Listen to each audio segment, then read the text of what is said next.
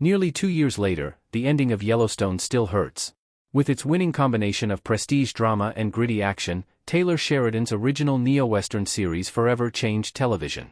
It deserved to go out with a bang, but instead it was left scrambling after Kevin Costner's sudden departure as Yellowstone protagonist John Dutton. The absence of Yellowstone's lead cast member loomed large over the second half of its fifth and final season. Sheridan wasn't prepared for this abrupt shift, and despite his best efforts, the show's final episodes were a muddled mess. There simply is no Yellowstone without John Dutton. Fortunately, the Yellowstone franchise lives on through the next generation of the Dutton family. Earlier this year, the K-centric Marshals premiered to high viewership numbers and has already been greenlit for a second season ahead of its season 1 finale on May 24. However, what's even more exciting is the success of another Yellowstone spin-off, Dutton Ranch. Dropping its 2-part premiere last week on Paramount+, the cast of Dutton Ranch is led by Reilly and Hauser, reprising their respective Yellowstone roles as Beth Dutton and Rip Wheeler.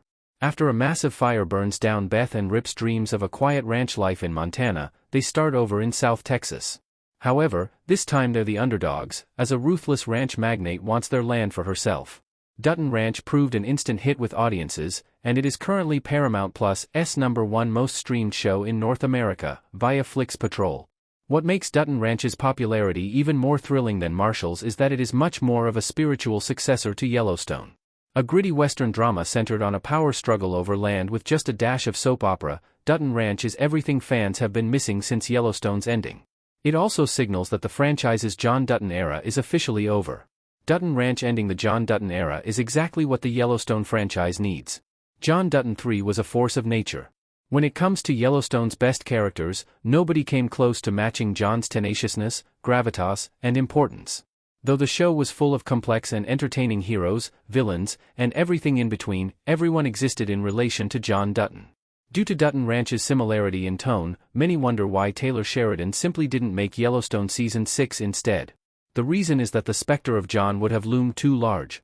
It also wouldn't make sense to continue the show and not have its main characters live on the titular ranch. By allowing Beth and Rip to start fresh, Sheridan gets to move the franchise's story forward while still honoring its core themes.